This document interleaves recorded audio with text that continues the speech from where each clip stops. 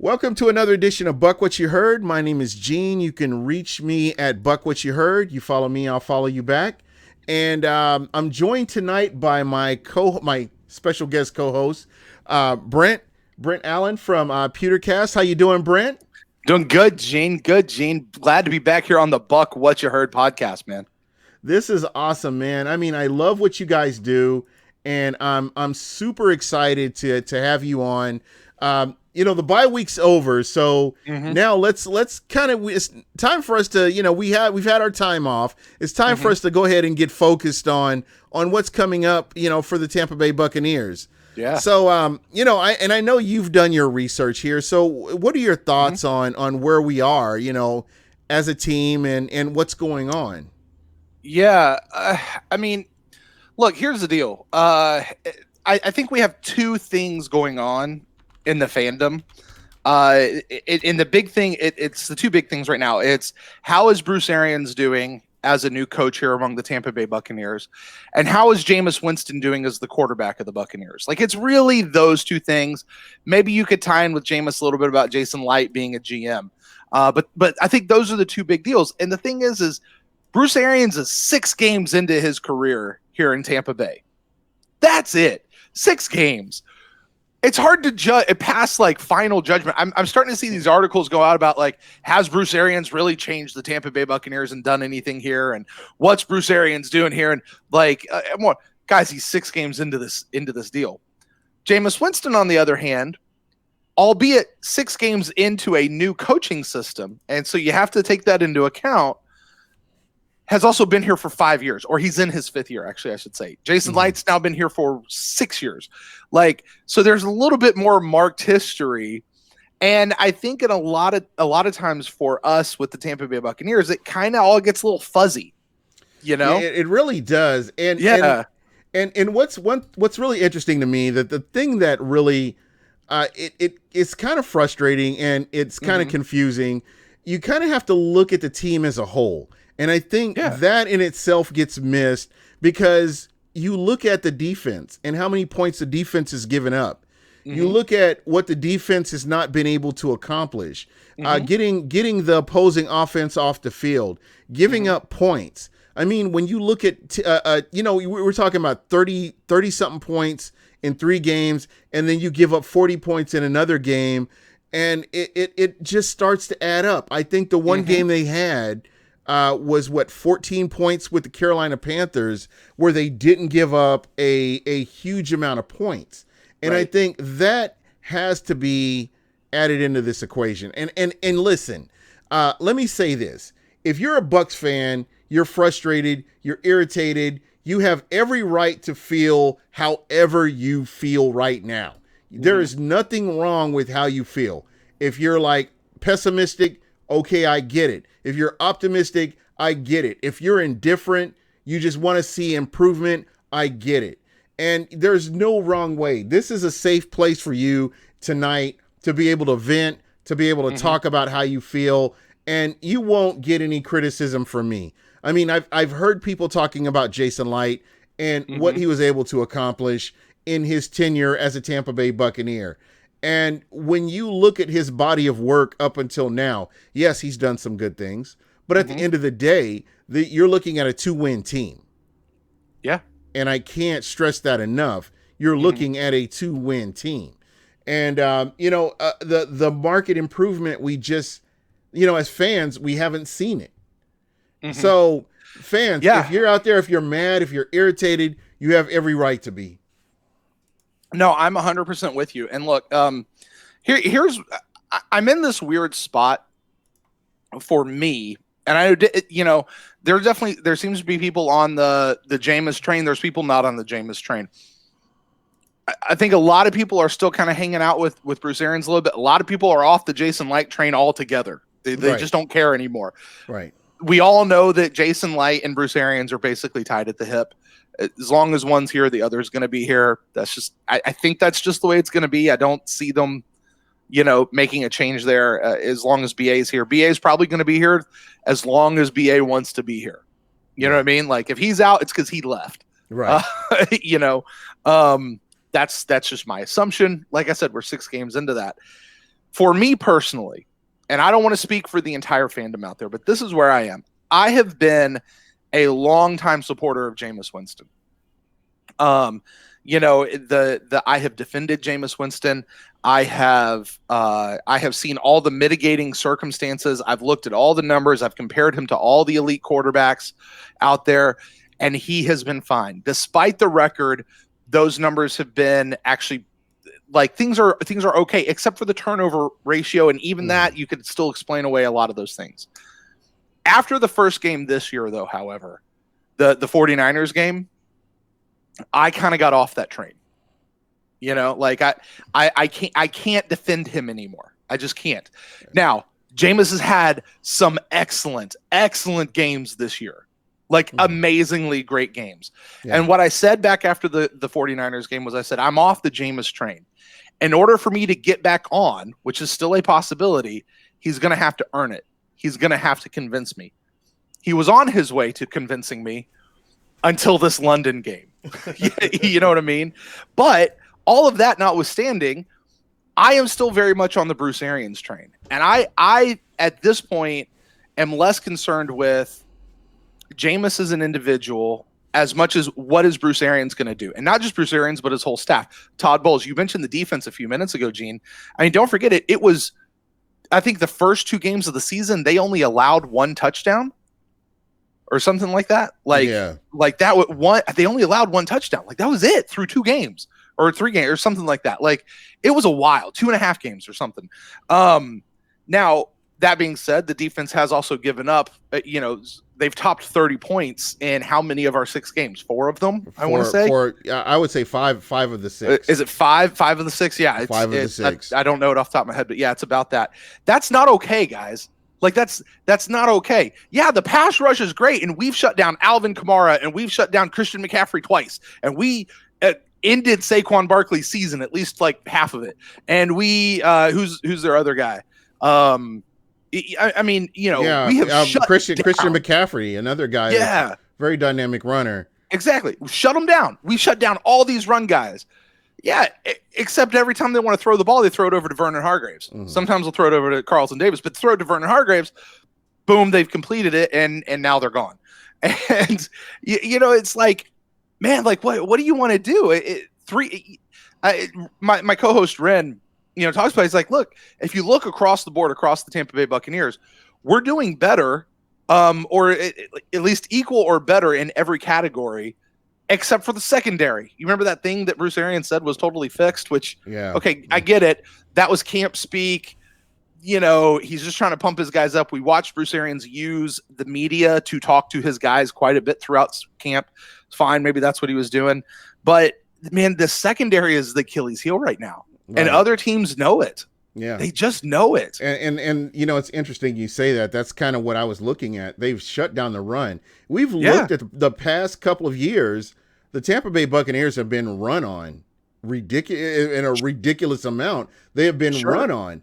And on top of that, because you can run the ball, you don't need to pass the ball if you can run the ball. Exactly. And that's pretty much what they've done. But we do see the secondary as somewhat of a liability right now. Yeah. And again, I don't know if this means somewhat. It's not somewhat, brother. It really is. And again, it's not. I know it's young. There's a young secondary. There's no veteran presence back there. Mm-hmm. I realize that. But at the end of the day, where do we stop making excuses and say, okay, we need a return on investment?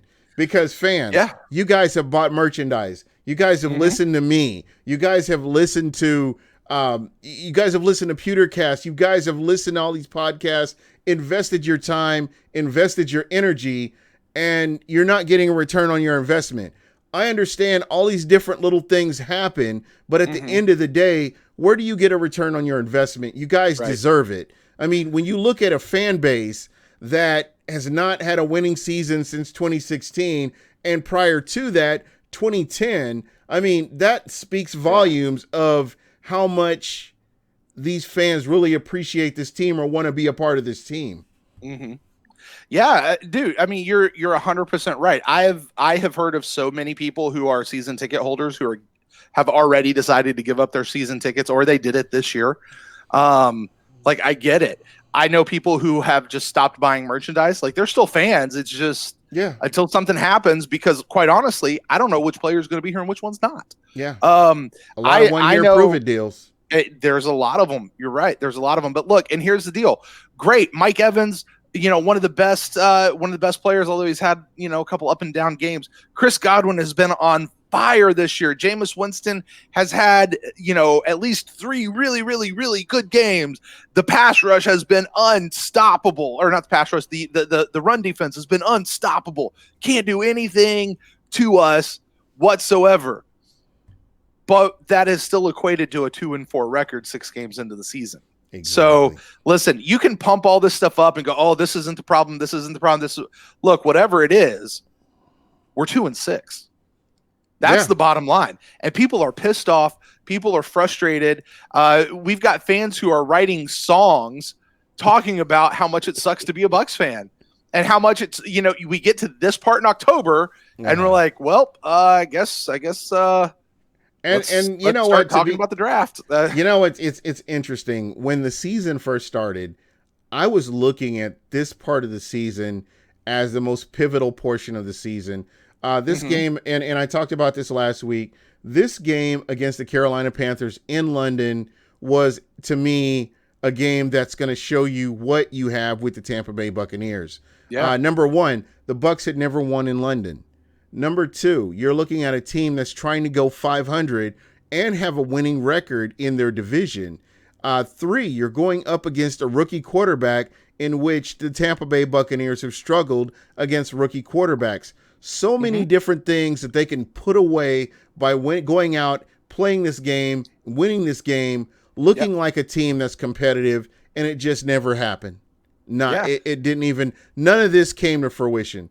So, again, I understand when people are upset. But what I will say about this team, and I'm not just saying this as a fan, the Tampa Bay Buccaneers are capable of winning every single game on the rest of their roster, on the rest of their schedule. They are capable of winning them. I'm not saying they will. All I can tell you is they are capable of winning these games. Yeah, no, I say that every year. There's not a game on the schedule that the Tampa Bay Buccaneers can't not win. You know what I mean? Like they can win every single game. But I mean, you talk about the change of this team, Gene, and this is something that's really been rolling around my head. You remember they came out in that Giants game and we just got that gut punch, that punch in the nutsack with how they ended that game, right? And then they come out against the Rams and they put up 55 points. And we're like, man, we responded. You wanted to see how they responded. And I kind of stepped back and I said, no, wait a minute. It's not going to be how they respond to the Giants game. I need to see how they respond after the Rams game. Can they keep it going? Can they use this to ramp in? And then we went in and we had the Saints game. And right. And then we went in and had the Panthers game and it was just horrible, right? Yeah, it was. I am now at a spot where I'm saying, now we've had the bye week. Right. Now I need to see how they respond now that they're up against it. And I need to see how they continue to respond. And the biggest thing I need to see response right now is this word that Bruce Arians keeps saying is accountability. I need to see him and how he, and I'm talking about Bruce Arians, is going to hold this team accountable. And you know how we're going to know he's holding his team accountable? Players are going to get benched. Players are going to get moved around. We've already seen MJ Stewart get taken out by Sean Murphy Bunting. Sean Murphy Bunting's been in there. He gets a lot of grace being the rookie, right? But I mean, MJ Stewart's out because he couldn't play. Vernon Hargraves, I think, has to be next on the list. Now, maybe, I don't know who replaces him. Jamel Dean, maybe. I don't know. And I would move him back to nickel. That's where he should be. Or move him over to nickel. That's fine. Yeah. I have no problems with that either because, from what I remember, he played fairly well at nickel. But this is the thing. Bruce Arians, he has that accountability sheet. We need to see things get done. And we need to see accountability start happening from the coach. I think that's going to be a key for us. Yeah, and the thing that's going to stick out to me, and it needs to happen, they need to take advantage of mismatches. There were opportunity after opportunity against the Carolina Panthers, and none of those opportunities were even acted upon. You've got 2 tight ends This is a defensive coordinator nightmare when you have two tight ends that are capable of making plays, that are capable of stretching the field. And I heard his comments about how they took OJ Howard out of the game. Again, he's the head coach. I can't argue with that. But at the end of the day, you've got two amazing tight ends. I will say amazing because when they are out there and they make plays, they are amazing. And just not being able to use those guys and get them to you're forcing the defense to act a little bit different. Yeah, you can double team Mike Evans, but if you've got a OJ Howard or a Cameron Brate, you should be able to force those guys to change how they're scheming to account for them. And we're not seeing that. You've got a good running back in, Rojo is a good running back.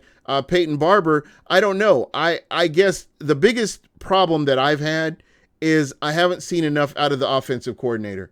And I don't know if it's execution.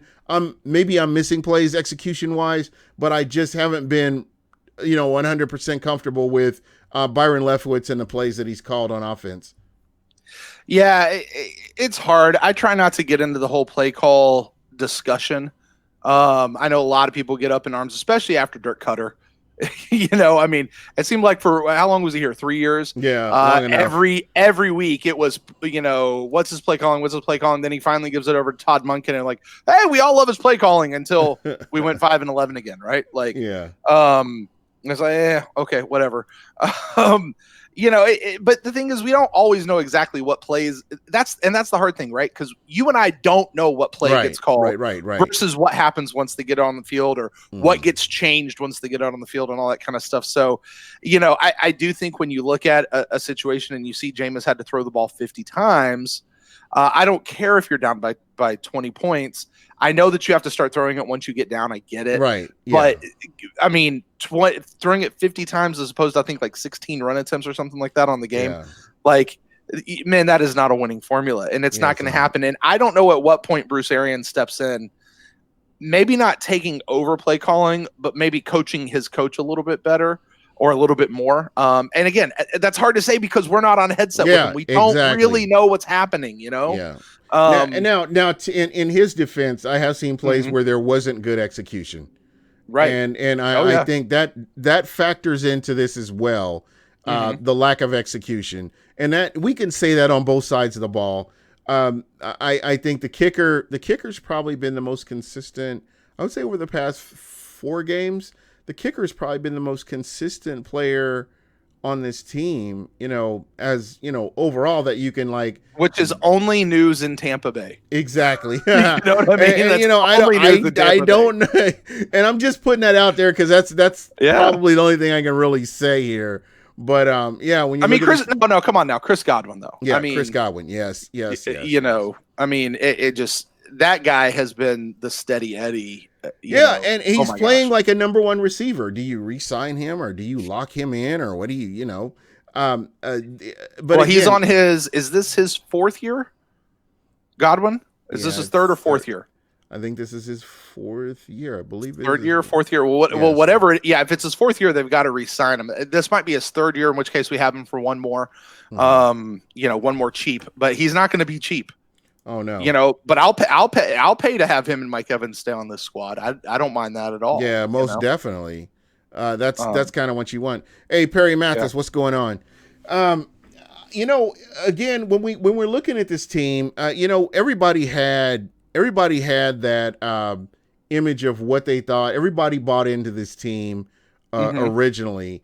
And, I was on there too, because I'm normally that guy that's like, okay, let's sit back and wait and see what they do. And, we've got 6 games. So we've got a sample size enough to know, get an idea of what this team looks like. And they have to make improvements. They have to. They have to make adjustments. Here we are going into the back end of the season for them. There's no more bye week. They have to go out and play. They have to go out and execute. This is the time where we don't have. I'm sorry. We don't have any Sunday night games or Monday night games or Thursday night games for the rest of the season, right? Thank God. I think we're pretty much 1:00 games from here on out too. Yeah, and you know what? I'm good with that. 100% good with that. Yeah. Again, when you look at this team, I want to see this team succeed. I mean, Mm-hmm. I think ultimately everybody listening to us, you want this team to win. That's what it's all about. And when Mm-hmm. people are throwing out their suggestions, it's because nobody knows what it's going to take to get this team to win. And I think that's the biggest part of all this.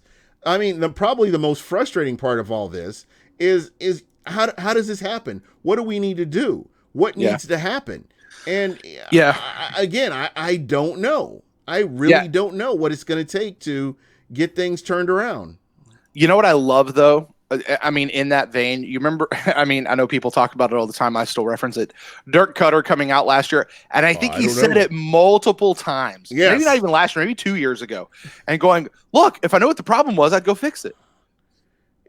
Yeah. Bruce Arians, when they come in and they're like, Bruce, what happened on this play? Oh, well, this guy got here, he got turned around, and he went over there. And you're like, oh, okay, cool. Well, what's going on over here? Yeah, he had some people running over here. Like, Bruce Arians knows. He has these answers. You know what I mean? And he may be bullshitting us, and I'm sorry if I'm not allowed to say that. He may be BSing us. He may be just full on bullshitting us, when he's in these press conferences, but at least he sounds like he knows what he's talking about. Absolutely. You know what I'm saying? And it has that calming, and it has that kind of calming effect a little bit. Sure. And, and I talked about the accountability thing, and you talked about it. Look at Bobo Wilson. Muffs a couple punts, can't do anything with his deal, and he's gone. He needed to have been gone sooner, but sure. I still don't understand why TJ Logan's on this roster outside of standing in the end zone and waving his arms. Yeah. I mean, he could probably get a really good job. Yeah. He could probably get a really good job at Tampa International waving in airplanes, but I don't understand why he's on this team eating up a roster spot. Maybe he's going to be our new punt returner. I don't know. Maybe Scotty Miller. I'd like to see something happen with him, get him a little bit more, involved than depending plays on him. But something needs to give, and I think it all starts with the defensive line. The defensive line has come close to getting to the quarterback, and I think a lot of that. I think that's a lot of what's going on, because if you're getting pressure on the quarterback, you're making the quarterback uncomfortable. Your secondary, it takes a lot of pressure off of your secondary. It takes a lot of pressure off your linebackers if they're having to take care of tight ends. So it's something that we really need to keep an eye on. And with the return of JPP, that could potentially be what it is. I'm just, again, I have to take a step back and just look at it for what it is. JPP may not be in football shape. I don't know, because this will be his first practices back. He's been away. He didn't have preseason. You look back at who's our defensive tackle who was hurt last year? Help me. Vita Vea. Talking about Vita Vea? Yeah, Vita was hurt. Came in week 8 or something like that. Yeah, and it took him a while to get up to speed, and he finally did. Sure. These are the kind of things that you're kind of looking at when you have a guy coming back from that kind of injury. You can't expect him to come right off the rip and start doing this. But except though, Gene, we're not talking about a rookie, and we're not talking about a scrub. We're talking about JPP, right? I would be floored if JPP wasn't game ready. And I don't mean, hey, he's easing in, let's give him half reps or something like that and let him get in. I'd be floored if JPP wasn't, balls to the wall, let's get in here and make it happen. Like he'd never missed a game. I would be shocked. I would be shocked, and I wouldn't be all at the same time if he wasn't quite ready. Because did you see the answer he gave in one of his press conferences either today or yesterday? Oh, about his hand? Yeah, he's like, not a whole lot of people come back from neck injuries. Like, but not a whole lot of people come back from blowing up their hand either, do they? I was like, dang, get it. Yeah, there you go. Point well taken. Which, by the way, I think it was Jenna Lane who asked that question. That is exactly the kind of response that reporters want when they ask those kinds of questions. Exactly. Which is fantastic. Yeah. Yeah. I love Jenna. She's the best. Mm-hmm. And again, this is one of those things where the Tampa Bay Buccaneers, this will tell a lot about them, especially in October, the middle of the season, going into the back end of the season. what how do you correct this? Can you correct this? Can you come back from this? You've got guys that we know that can play. Carl Yep. Nassib. We haven't seen a lot of Carl Nassib, but we could potentially see Mm-hmm. something from Carl Nassib. Shaq Barrett. Shaq Barrett could easily He's got rebound to get from back on the board. yeah, he's got to get back on the board. Yeah. You know, he's one sack away, Gene. One sack away from an extra 250 grand. I'm hoping I got to tell you that. Absolutely I do. Absolutely I do. But I mean, that's going to put a little pep in your step, if you know what I mean. I got 250 grand for one more. Yeah, one more. I know that's on his radar. Exactly. And I don't know what other incentives are involved, but I hope he gets another 250 after that for his 12th or 13th one, or however many it's going to be. So, you've got Ryan Tannehill. You don't have Marcus Mariota, who could potentially run and get out in the. I think that there's a good opportunity for Shaq to get in there and get that and make that money. So definitely something that I'll be looking for. So we've had a chance to digest this horrible feeling that we had from the game in London. There anybody out there that you're looking at to really rebound and get out there and make plays that you have higher expectations than what you've been able to see from them? Yeah, Mike Evans immediately comes to mind. I think Jameis Winston's the obvious one, but Mike Evans is one who comes to mind. Mike Evans had a couple of really good games. I think he's had one really good game so far this season. He's had several down games. So he is a guy that I'm looking to just come in and I need him to take over a game. Chris Godwin, to be doing what Chris Godwin has been doing. That's what I need to see with Mike. If you remember Mike last year, right? Mike had this weird year last year where he'd go out and he'd have like a catch here, he'd have a catch there, he'd have a catch here, and all of a sudden you'd look up and he has 7 catches for 159 yards. Right. You're like, whoa, when did that happen? You know what I mean?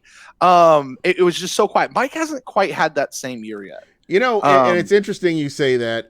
I want to go back to 2016, where Mike Evans had allegedly had all those drops and he ended up with 1,200 something yards. Right. And people were talking about what a bust he was. I mean, that was the Twitter GMs were going nuts about, what Mike Evans is not, he can do, but he's not capable of doing or whatever. And it just, to me, I know that he's capable of bouncing back and having a monster back into the season. Sure. That's where I'm thinking that he'll have that this year. On the back end of the season. I believe he will. I think people will adjust to Chris Godwin, and it's going to change the scheme, or it's going to change everything for Mike Evans. And I will say this, I'm going to go on record, second week in a row, the Tampa Bay Buccaneers will beat the New Orleans Saints the next time they face them. Trust me on that. I like it. I think Ali Marpet needs to have a bounce back game. He had a rough game.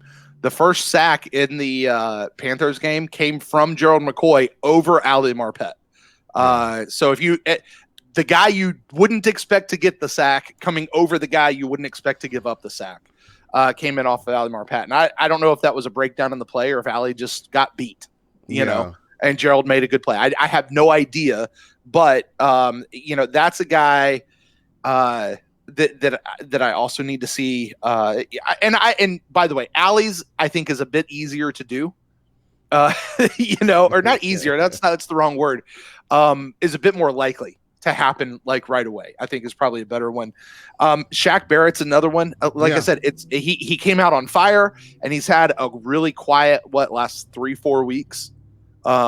He's been almost there several times, but not quite over the hump. So Shaq Barrett's another one.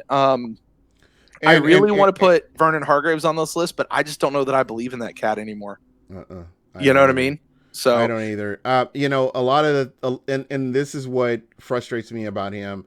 A lot of the questions that I had about him coming from college into the NFL, and I'm not saying this because I wanted Sheldon Rankins, the defensive tackle that the New Orleans Saints have. I accepted that Vernon Hargreaves was our cornerback. And I was hoping that he would be able to fix some of the issues that he had in college. Number one being getting beat off the double move.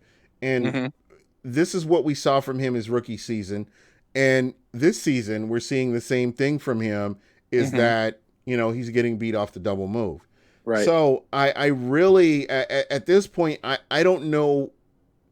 I don't know what it's going to take for him to turn it around. I mean, he's been given a lot of opportunities. He's been beat a lot, and he's been very fortunate too that wide receivers have dropped balls because it would have looked even worse on his record. But here's a guy that I think you really have to look at moving on from him. I know that there are a lot of people in the secondary that they're young, and I get that.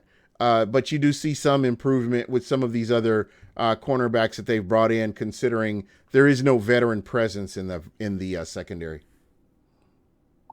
Yeah, I 100% agree. And I mean, you could say there's no veteran secretary, but Gene, don't forget they brought in Darian Stewart, I think is his name, who has not actually seen the field at all, I don't think. You're right. He's a non-effect. Vernon Hargreaves is your elder statesman in the secondary room. That speaks volumes about the secondary. Are you kidding me? Now, and here's the thing. I don't know that the Buccaneers are going to be able to bring in anybody at this point in the season. I know we're right up against the trade deadline. It's possible they could, but it's not going to be I don't think we're going to see a Pat Peterson type trade. Obviously, Jalen Ramsey's off the table. That's already happened. I don't think we're going to see that. You never know. I just don't think we're going to see it. So who we got, I think, is who we got and who we're going to roll with. But I mean, my word, Gene, you're absolutely right. That veteran presence, you got to have somebody there. Yeah, and again, Vernon's not it. Yeah, all we have to do is go back to 2010, 2009, 2011. There was no veteran presence. Period. With the Tampa Bay Buccaneers. They were fortunate, and I think they won based on talent in 2010 to get that 10-win season, but we haven't seen anything like that since then. And if you look at our roster top to bottom, or you look at the Bucs roster top to bottom, especially the secondary, there's just nobody that you can say, oh, okay, he's a veteran presence. He's been in the league enough to where he can explain the nuances of playing the position. The Bucs just don't have that player. Mm-hmm. I see some people in the chat room, and I'm sorry to call them out. I just happen to see it right here. Somebody were talking about, well, who do you replace Vernon Hargreaves with? And that's a fair question. Yeah, absolutely. Because I think we say that on our show all the time. Great, you want to make this move. Who are you going to replace him with? And to me, the obvious answer, I think, has to come back to a Jamel Dean type guy. Now, is Jamel Dean better than Vernon Hargreaves on the outside corner? I don't know. Probably not. Will Jamel Dean get hurt, get burnt quite a bit? Yeah, possibly. But you got to think of where the ceiling is. Yeah. We see Vernon Hargreaves' ceiling, and it's not high, not in the outside corner spot. Yeah, Jamel Dean's he could still get up there. You know what I mean? And let me jump in here real quick. When you look at Vernon Hargreaves, he's been in the NFL how long?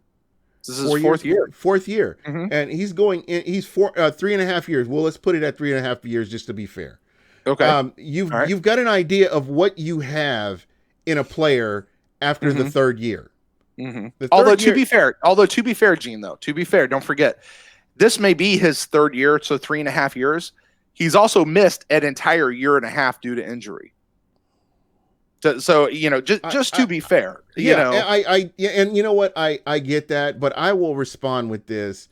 You still work on the speed of the game, and you're still learning, you're taking mental reps, and you're still, picking up on, you're honing your craft basically, even if you are injured. And we've seen that from other players that have come back and done well. Yeah, I understand he was hurt, but some of the mistakes that he's making are the same mistakes he was making when he was a rookie. Exactly. And you can't, I guess you could excuse it, but at the end of the day, you have to see that market improvement. And we just, as a fan base, we have not seen it. No, we haven't. And, you got to wonder what Bruce Arians and those guys are looking at. So to me at this point, it's not about who is going to get burned less right now. It's about who's got the better ceiling. And I feel like Jamel Dean he at least potentially has a better ceiling than what Vernon Hargreaves, because we've seen it. We know where his ceiling is. 6 games into his 4th season, injury or not, we kind of know what he is.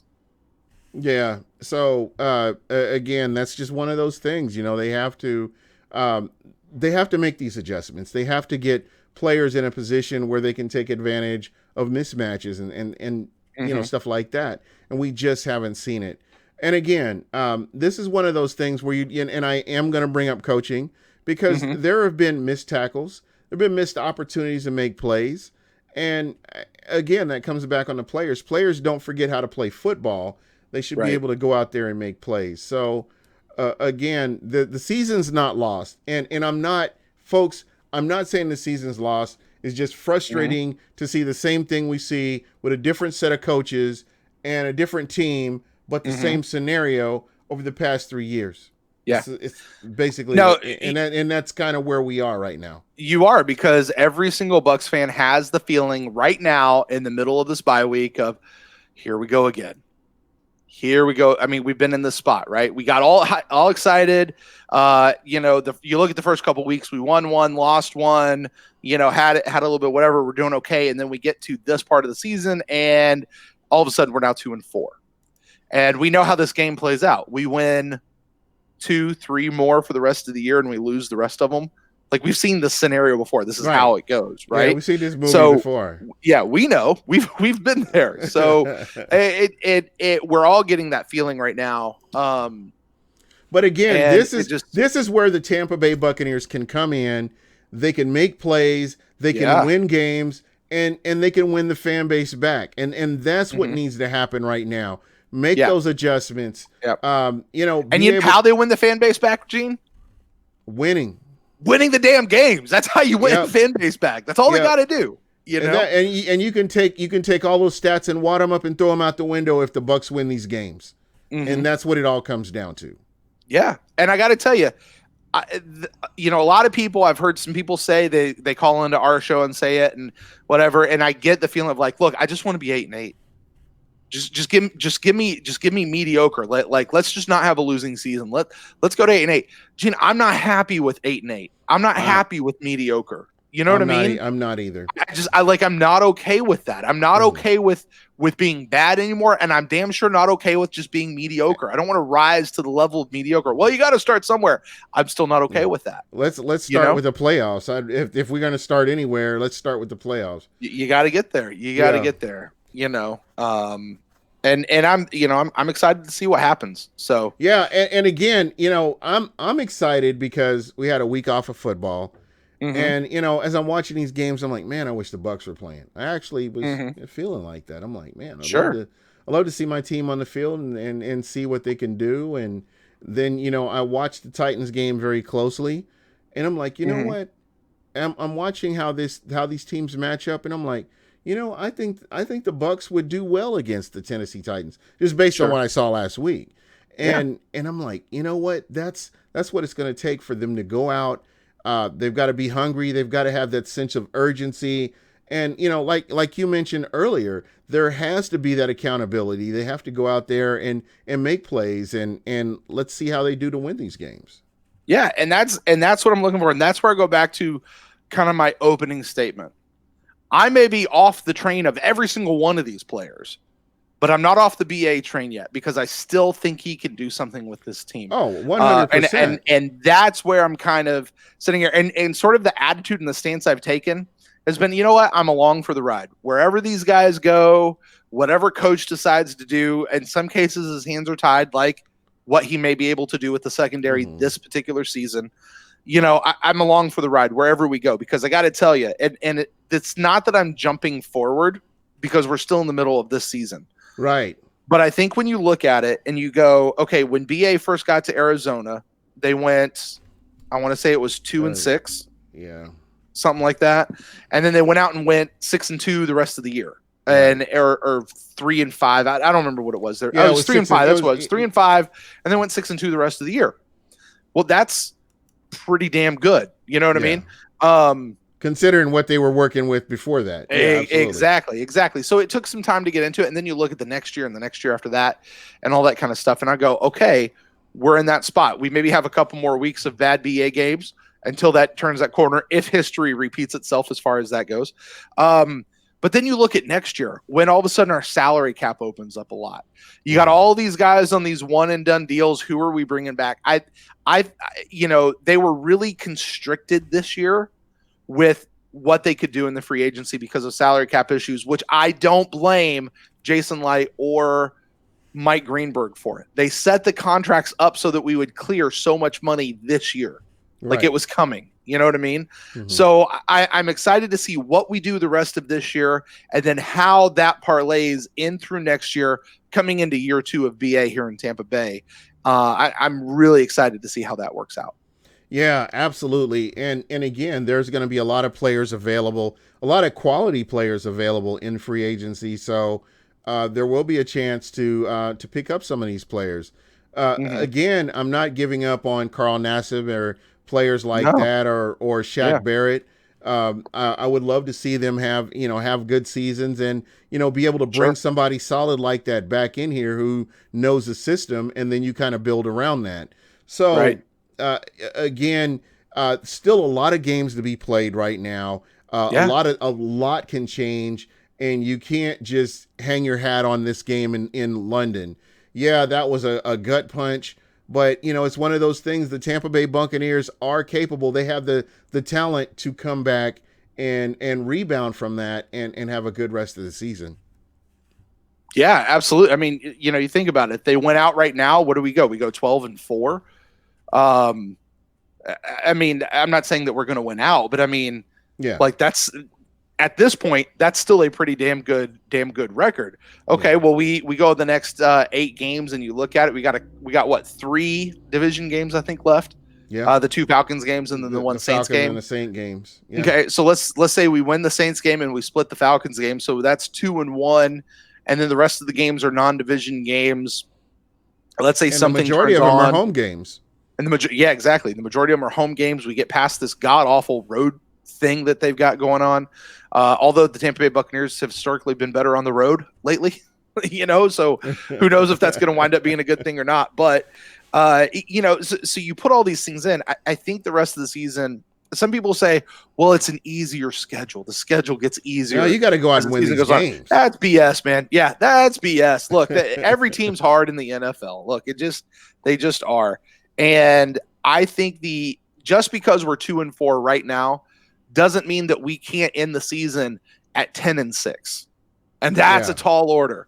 But we could end the season at 10-6. We could go 9-7. Very realistic. It is. At 9-7, better than 8-8. 9-7 maybe get us into the playoffs. I don't know. I'd have to look at it. Yeah. 10-6 gives us a really good shot. Yeah. So, and there's no real clear front runners other than maybe the New England Patriots in the NFL. And this year the 49ers. I mean, those 2 guys, because they're both undefeated. I am going to say this. I have picked the 49ers to lose this game coming up against the Carolina Panthers. Nice. Because of that defensive line. So we'll see what happens. Not that I want to see the Panthers win, but I'd be really glad to see the 49ers lose. Yeah. Yeah, I'm just not 200% convinced with what they've had going on. So, sure. Just the way the Bucs played them and the some of the other games that I've seen them win. And again, it's not your quarterback play for sure that has gotten them to this record. So this is going to be a fun week to watch football, and I'm really looking forward to it. Listen, this is the game, the bounce back game that we need to see from the Tampa Bay Buccaneers. What they can't afford to have happen is to come out and have a slow game. And okay, so they lose this one, but maybe we come back to the next one and shake off the bye week rust. We can't afford that. We can't afford that. They got to come out. They got to come out hot. They got to come out heavy, and they got to strike, and they got to keep striking, and they got to put their foot on their freaking throats and stomp and grind them into the ground. And they got to keep that momentum rolling throughout the rest of the season if they expect to redeem this whole season and do what they got to do. Yeah, and again, I talked about this at the beginning of the show, taking advantage of mismatches. There will be so many. There will be so many. And I think that the Tampa Bay Buccaneers are capable of taking advantage of them with the personnel that they have. Willie Horace asked a question of both of us here. How do you guys feel about the general manager? And I'm gonna jump on that first. Great, go ahead, man. Jason Light, we've got a body of work to look at for Jason Light, Mm-hmm. and just some of the majority of the moves that I've seen from him have not been advantageous for the Tampa Bay Buccaneers as a whole. When Mm-hmm. we look at the overall record compared with his body of work and the moves that he's made, he hasn't done himself any favors.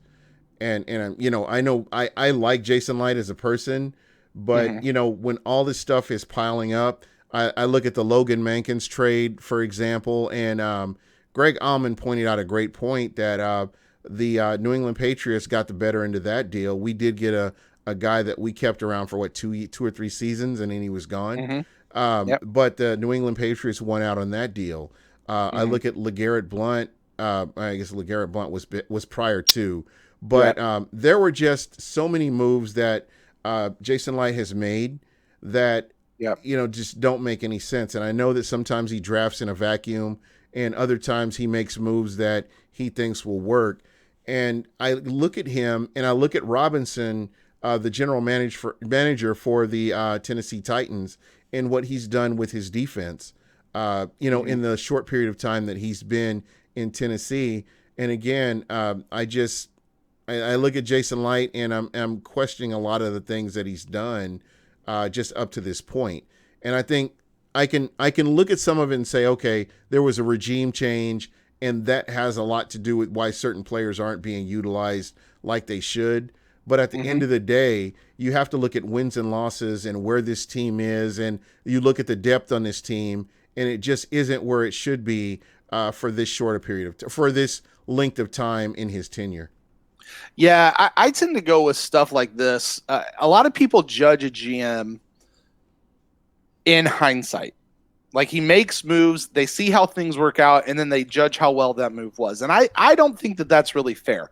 I think you have to judge a person by the decisions that they make with the information that they have at the time. And Jason Light has made a lot of moves that haven't made sense at the time, or made some draft picks that haven't made sense at the time. Although you have to kind of give the caveat, like there's a little star. It's not Jason Light picking these things by himself, screwing everybody else. Like he's doing this as a team effort with the head coach, Mm-hmm. whatever coordinators they have input. The Glazers have to sign off on it. Like it's not just Jason. You know what I mean? Mm-hmm. But it's still, he's the guy. He's the guy who's responsible. He's the guy in charge, so he gets credited for it. There have been some head scratching moves. He has passed Right. on some players that in the moment you go, why did you pass on that guy? Yeah. What's so he has those, but I think that there have been more moves that when he made the move he got lauded for than moves that turned, and there's been a equal amount that have turned out bad. Right. Like when he just signed Deshaun Jackson, everybody went, and myself included, went, oh my gosh. And you look at the offense that Jason Light has built, like the defense, okay, is still it's very, very sketchy, but the offense is really terrific. And when they signed Deshaun Jackson, I mean, you remember that year, it was Deshaun Jackson and it was Chris Baker and it was there was somebody else. Like there was a couple other guys. I remember. You know what I mean? And you're just sitting here going like, man, you look at what they did on defense. They went out and they addressed these issues over here. And you look over at offense, and now we've got Mike Evans, and we've got Deshaun Jackson, and we've got Cameron Brate, and now we've got this new kid, Chris Godwin, who's coming into the mix. I mean, who are you going to throw to? Who are you going to cover? Like, we all loved these moves. Okay. Right. Well, in hindsight, we look at Chris Baker and we go, well, that was a big fat mistake. Yeah. And we look at Deshaun Jackson and we couldn't wait to get him out of town. Chris Godwin's worked out okay so far. Not bad. But you know what I'm saying? Like the decisions that we saw Jason Light make with the information he gave at the time, I think he's making some of those best decisions. So, whereas he's still, I think, like anything else, this is a results-based business though, right? And when you look at Jason Light's record over his tenure in Tampa Bay, it's not good. It's just not good. Now, that being said, Jason Light's here as long as Bruce Arians is here. Yeah. I don't think Bruce Arians is going to jettison Jason Light, and I think Bruce Arians is here as long as he wants to be here. He'll be here until he decides to retire again, whether that's this year, next year, or 3 years from now. And then we'll go from there. Yeah, and I want to answer Rob G. Thank you for the question, and just in response, I know you said Belichick is great, but he does not 100% make the right choice. I totally 100% agree with you with what you're saying. But if you look at his level of depth in key positions compared to what Tampa has, where would you say Tampa has the deepest? Where are they the deepest at other than tight end? If we take away the tight end position, when you look at the Tampa Bay Buccaneers, where is their depth at? Yeah, right. Like right now, this team right now. Yes. Probably in the practice squad. Yeah, they've got a great practice squad. No, but I mean, this is my point. And this kind of goes back to what I was talking about before. Normally, when you're building a team, you are able to establish some depth. He says wide receiver. Who is your third? No. Who is your third wide receiver currently right now on this roster that could go out if Chris Godwin went down right now? Would there be a steep drop off going to the third?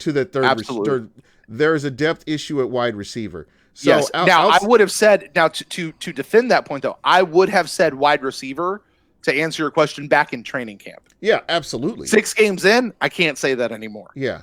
As you look at this team as a whole, where do they have strength? Where is their strength and depth at? Yeah, I think right now the defensive line is and by defensive line I'm going to mean that whole interior outside linebacker, including the linebacker core. Okay. Yeah. I feel like that's probably a big strength. Linebacker itself, the inside linebacker seems to be okay. Maybe I don't know. You could make an argument given how much teams have been able to just get us right over the middle. But outside of that, I mean, I don't know. I mean, and when we talk about linebacker, I do want to make a returner. We're okay at return game people. You got a million of those, right? Yeah, exactly. Yeah, they're somebody. Oh, you got a jersey on? Go stand over there, wave your arms. I do want to mention that Devin White, I was not a huge fan of the Devin White move. Sure. I honestly believe that Devin White is quietly getting into football shape. I believe that he will be along the same lines as a Vita Vea. You're not seeing it. A lot of people follow the ball, and the majority of football fans follow the ball. They don't look at plays away from the ball. They don't look at how defenses are set up or how the middle linebacker sets up a defense in preparation for the snap. So I think a lot of that gets missed, but I'm very happy with Devin White.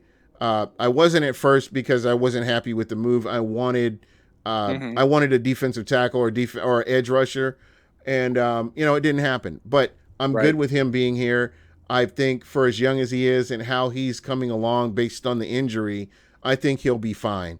And you're right. I think like Ken F says, and like you said, I think linebacker may be one of the few positions on this whole team where you have depth, and there isn't a steep drop off if somebody were to get injured. So I mean, but look at the season so far. Devin White's gone out. Jack Sitchie has gone out. A couple of these guys, Levante stayed healthy so far. Right. Yeah, we'll see if that lasts for the whole season.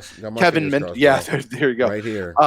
Kevin Minter has, he's played amazing. Yes, he's played amazing. Yeah, and again, I think that's another when you compare Kevin Minter. A lot of people are asking, well, Devin White's coming back. Do we replace him with Kevin Minter?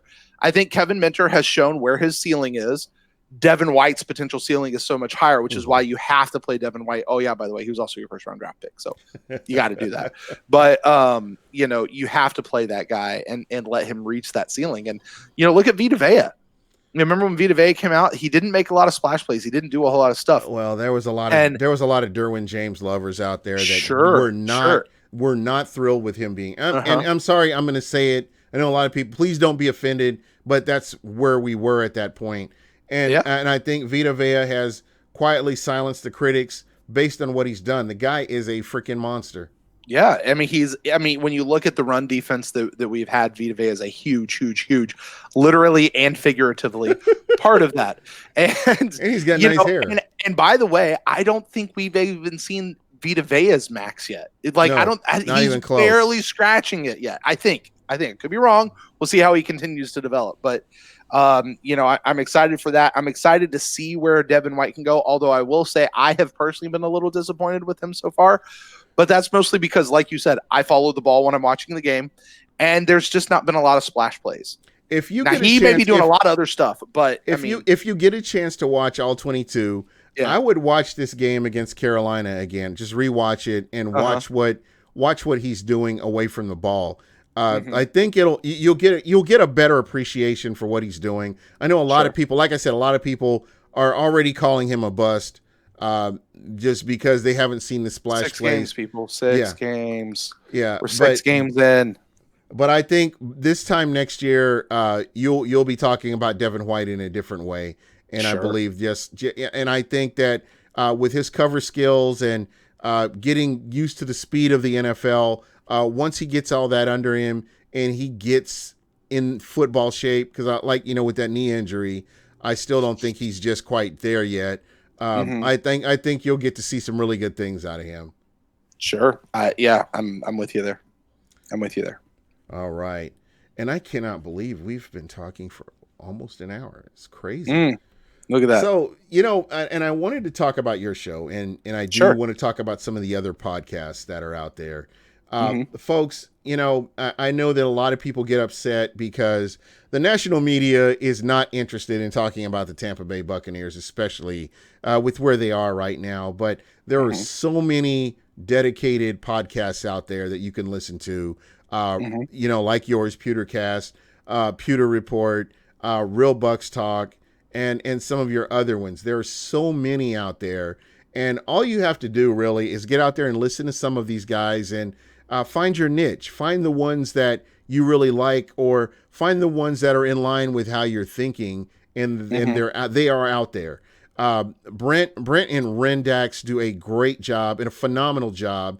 I think they're setting the table for podcasters to be taken a lot more seriously because of your relationship with the Tampa Bay Buccaneers organization and how you guys have taken that opportunity and made the most of it. Kind of like Peyton Barber. When Peyton Barber was an undrafted free agent and making the most of his opportunity to become a starter, basically. And that's what you guys have done. Every time that you've had that opportunity to do something, you guys have knocked it out of the park. And as fans and listeners, I just want you to know that you're appreciated. Your hard work does not go unnoticed. Well, thank you for saying that, Gene. I got to tell you, with Ren and I, our ability to dream is bigger than sometimes our ability or our budget allows us to do. I really do appreciate you saying that, because we are doing our best to work with the organization and with them as the face of what media continues to change. Fringe.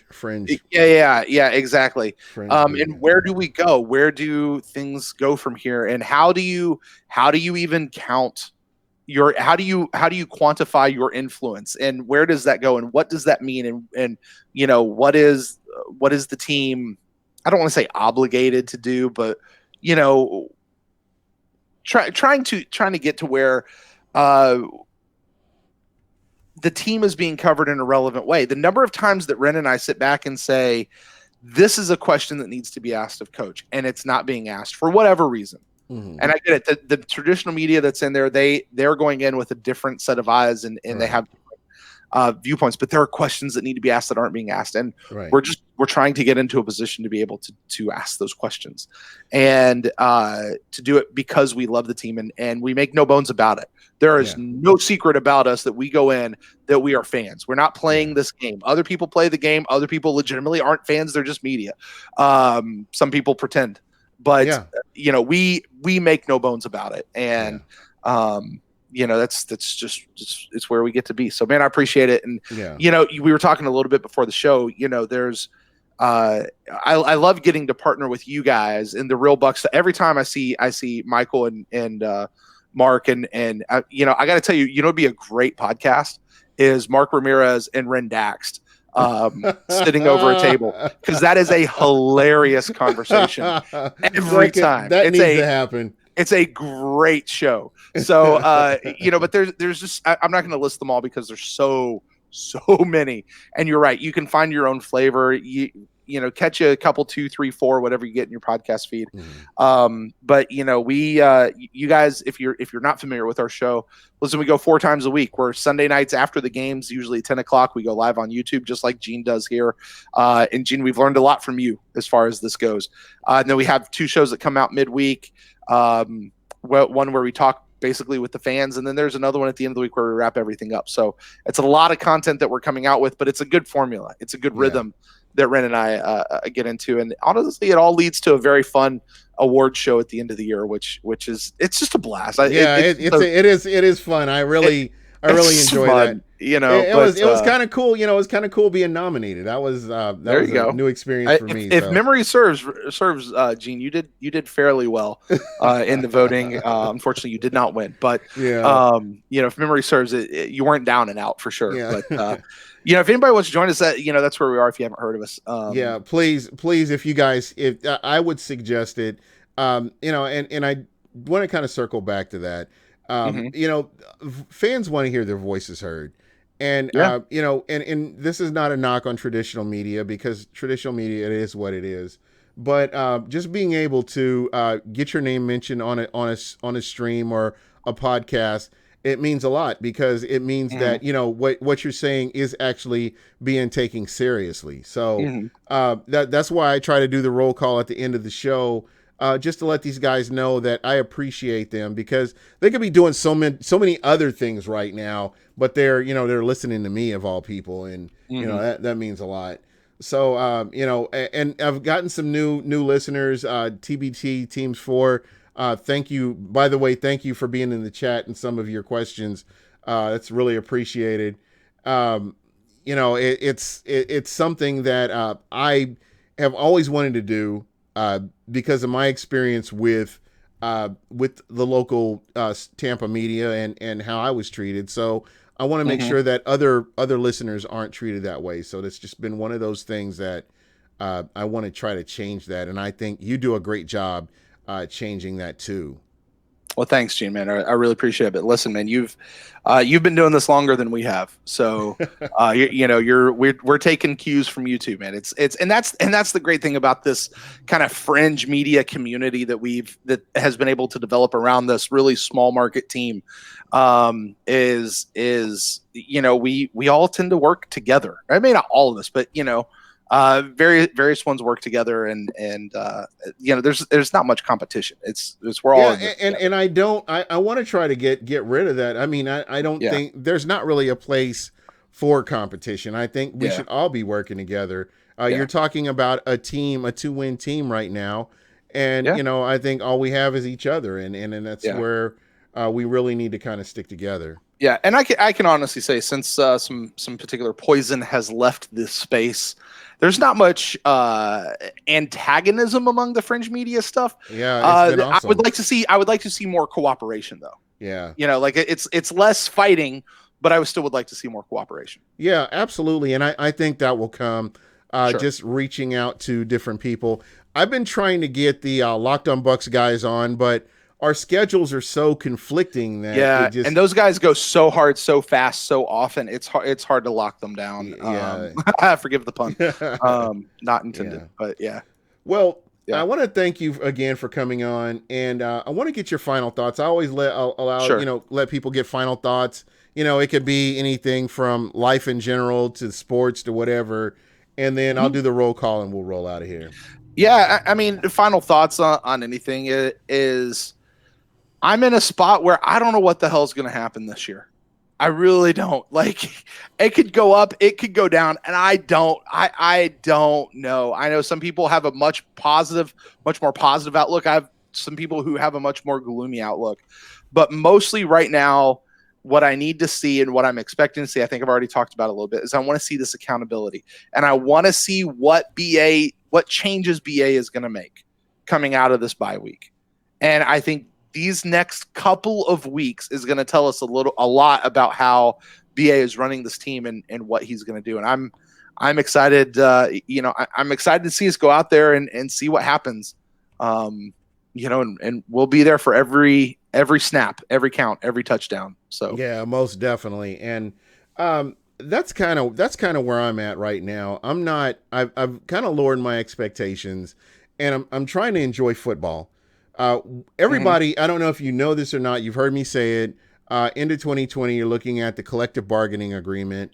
Yep. This is It's something my where entrance in. That's my chance, Gene. That's my chance. They're gonna need those replacements for a season. That's there my you chance. go, man. I'm trying out for kicker, but but guys, enjoy every game. I know the the games so far up to this point have not been where we want them to be, but Mhm. let's appreciate the games. There's so many other things I know you could be doing. I'm enjoying the games this week.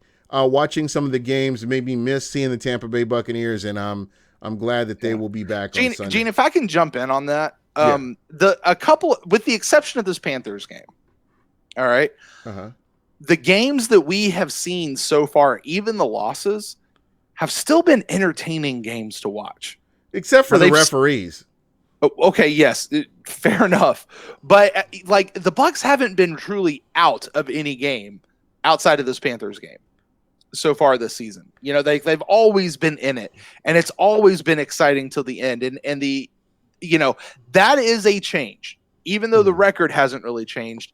That is a change that I feel that has happened. And as you say, just talking about enjoying the games, uh, you know, they've been fun games, even though They have. some of them didn't turn out the way we wanted them to. A lot of them didn't, but you're 200% right on that. And just kind of going back to what I was saying, I mean, we really have to appreciate this. The season's going to be over pretty soon, and I think this year, 2020, I will be taking a vacation from social media during the off season. It's just seriously, it's gotten continuously worse.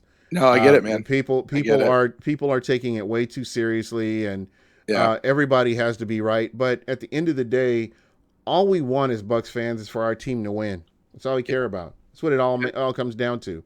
Getting into the playoffs. Somebody mentioned it in the chat today. How long has it been since the Bucs have been to the playoffs? Way too long. I can tell you that much. So it's one of those 2007. Yep. It needs 2007. to change. 12 years. It's been 12 years. Oh, and Ren Dax is bringing up the hot seat, which I didn't get you into the hot seat today. Uh-oh. So, I can get my timer and everything set up if you want to go ahead and do this. Whatever you do, buddy. Whatever you do, man. This is your show. I'm here along for the ride, Gene. I'm along for the ride, brother. I ain't got to host this baby. I ain't got to time it. I'm just here. Let's go. All right. Hold on. I'm getting the timer out. Thank you, Ren Dax, for bringing that up. All right. Yeah, he wanted to see this. What's up, Ren? Thanks, buddy. Pal. So we've got 10 questions. All right. And these will be super random questions. Some of them will be Tampa Bay Buccaneers related. The other ones will be just NFL related. But okay. You've done this before. You did well the last time. Mm-hmm. Let's see. Clock. Timer. All right. So the first question, I'm just going to go ahead and start the first question. And, we'll just kind of go from there. Okay. Timer starts when you're done reading the first question, right? Right. All right. Speak game shows. The Tampa Bay Buccaneers are still in a playoff hunt. Buy or sell? Buy. Absolutely. The New Orleans Saints can win the Super Bowl. Buy or sell? Can? Yes, can. Or will. I'm sorry, will. Excuse me, will. Oh, will sell. All right. The New England Patriots will win the Super Bowl. Will win the Super Bowl. Bye. Yeah.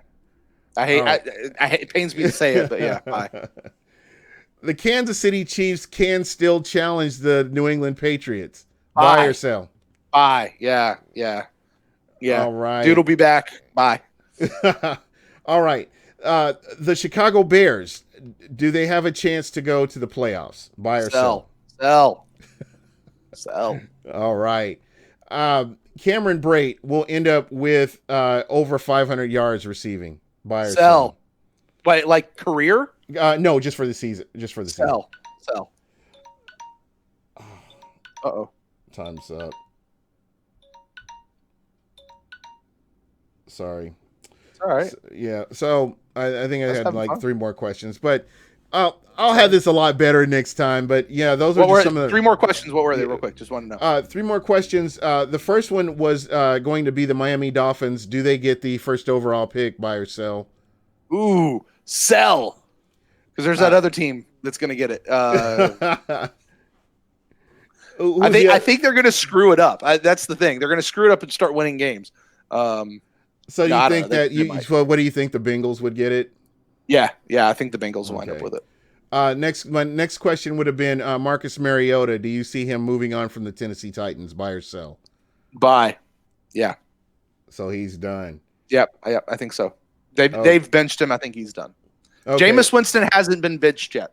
Yeah. Marcus Mariota has. That was last year. Okay, Yeah. and the last question, Lamar Jackson, is he the MVP, buy or sell?